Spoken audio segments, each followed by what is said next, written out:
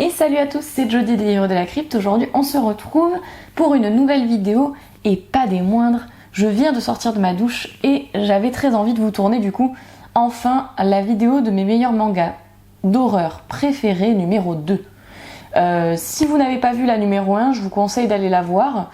Et donc nous on va enchaîner sur la suite du coup de mes mangas d'horreur préférés. Je vous mettrai le lien pareil de la première en barre d'infos. Et petite information également, j'ai mis mes vidéos thématiques sur une playlist sur ma chaîne pour que vous puissiez les retrouver plus facilement. Par vidéo thématique, j'entends mes hors-séries, mes tops, voilà, toutes les vidéos que j'ai fait autour de thèmes particuliers, on va dire.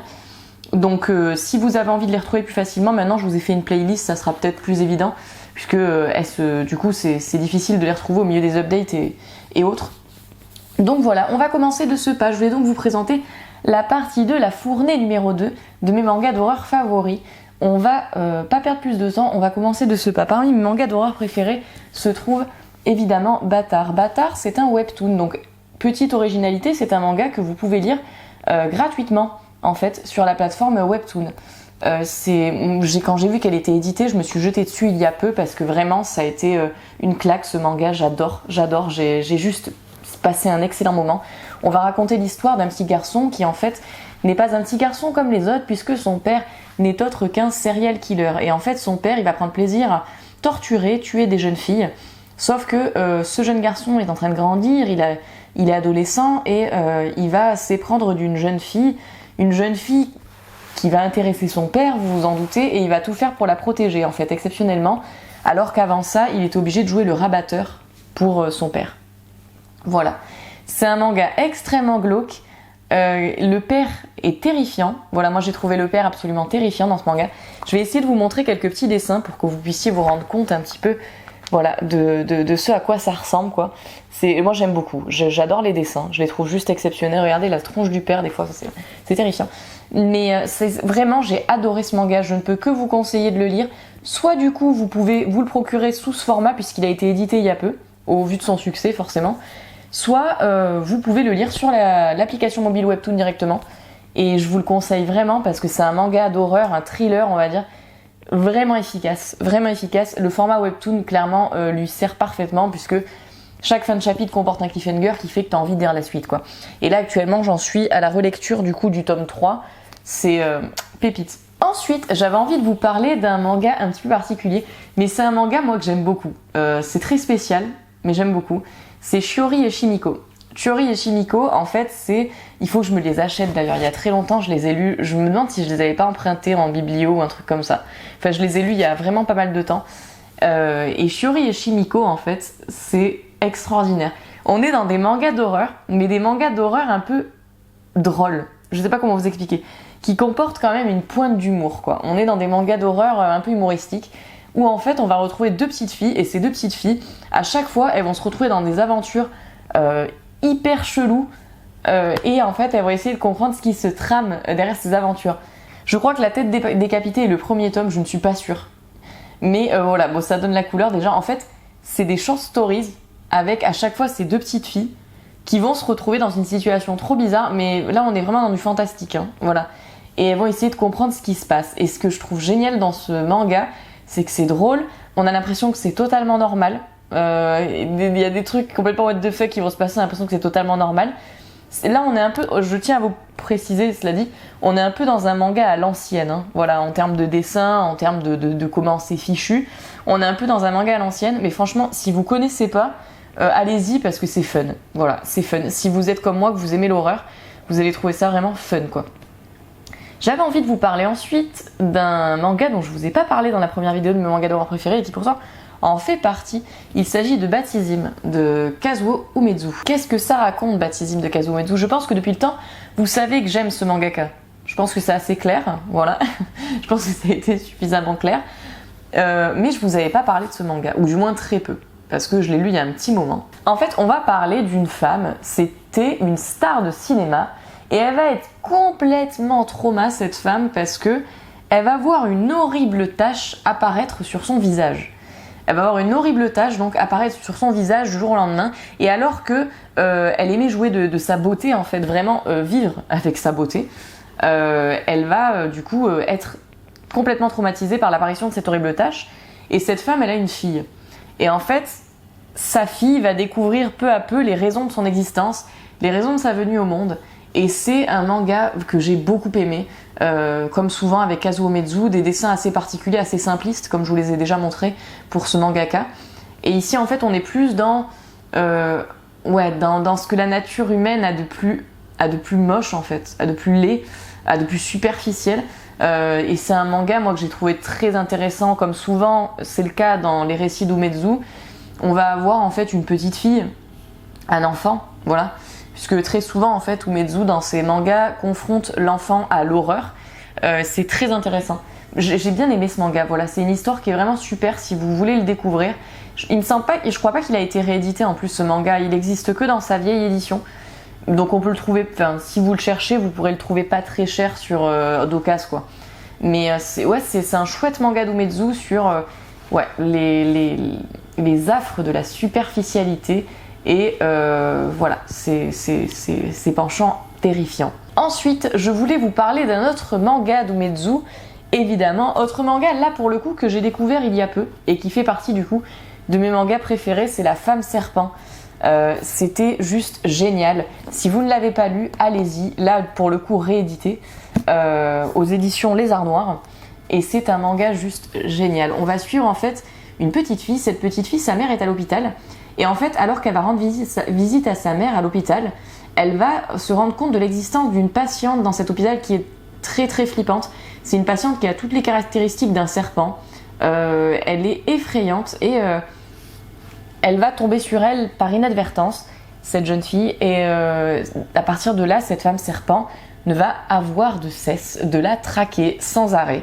Et elle est absolument horrible, quoi. Cette créature est juste atroce. J'essaie de vous trouver une petite image pour que vous puissiez voir à quoi cette créature ressemble. Mais vraiment, voilà, par exemple. Mais vraiment, voilà, elle est terrible.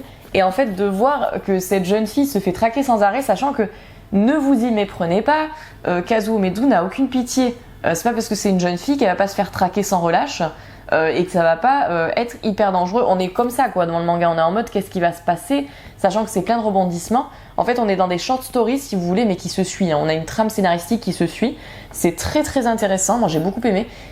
Ça fait peur même. C'est assez glaçant par moments.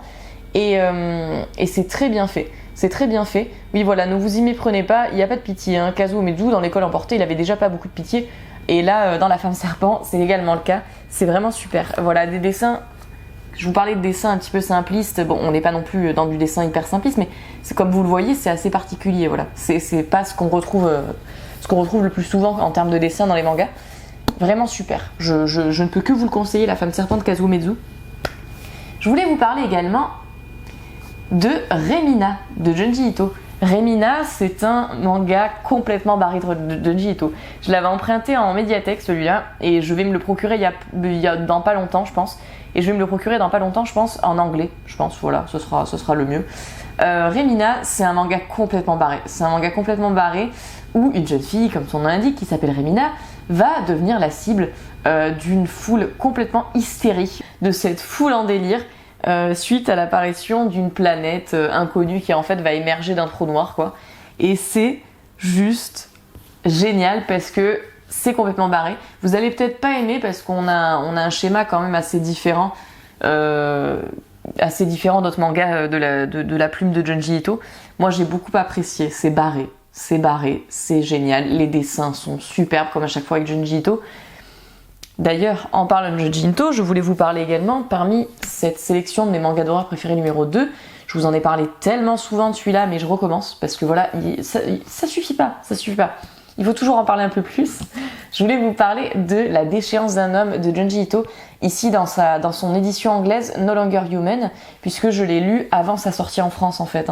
Moi, j'ai beaucoup de mangas de Junji Ito en anglais, parce qu'en fait, je le connaissais avant, et il n'y avait que ce moyen-là de se procurer ces mangas avant qu'ils soient réédités en français, quoi. Donc beaucoup des mangas de Junji Ito que j'ai sont en anglais, et clairement je les rachète pas en français parce que ça me va très bien. Voilà, ça me va très bien, c'est assez simple, c'est facile d'accès. Ici on va suivre l'histoire de Yozo. Yozo, il aime bien faire le clown, il aime bien faire l'idiot. C'est adapté d'un roman existant d'ailleurs, La déchéance d'un homme de Osamu Dazai. Là, c'est Junji Ito qui l'a retranscrit en manga. Donc Yozo, il aime bien faire le clown, il aime bien. Mais en fait, son aspect un peu fanfaron cache le fait que Yozo, il est très triste. Voilà, il est très triste, il est en dépression, il n'arrive pas à connaître le vrai bonheur. Il a beau courir après, il n'arrive pas à le rencontrer. Et on va suivre en fait ces différentes aventures, mais aussi le fait qu'il va semer le chaos autour de lui alors qu'il ne le fait même pas exprès. En fait, il a un comportement tellement destructeur que quand il va rencontrer d'autres personnes, il va devenir destructeur pour eux aussi. Et c'est un manga que j'ai vraiment énormément aimé. Pourquoi je l'ai énormément aimé? Parce que c'est un manga qui change vachement de ce que Junji Ito a l'habitude de faire. Ici, on est vraiment dans un manga qui reste glaçant. Hein, je veux dire, on est quand même dans un manga qui reste glaçant, mais qui est très psychologique et très intéressant. Mais psychologique dans le noir, bien sûr. Et j'ai beaucoup aimé l'hommage aussi que Junji Ito rend à Osamu Dazai dans ce manga. D'ailleurs, je pense me procurer bientôt La déchéance d'un homme de Osamu Dazai parce que j'ai tellement adoré ce manga que j'ai envie de savoir si je veux autant aimer le récit, quoi.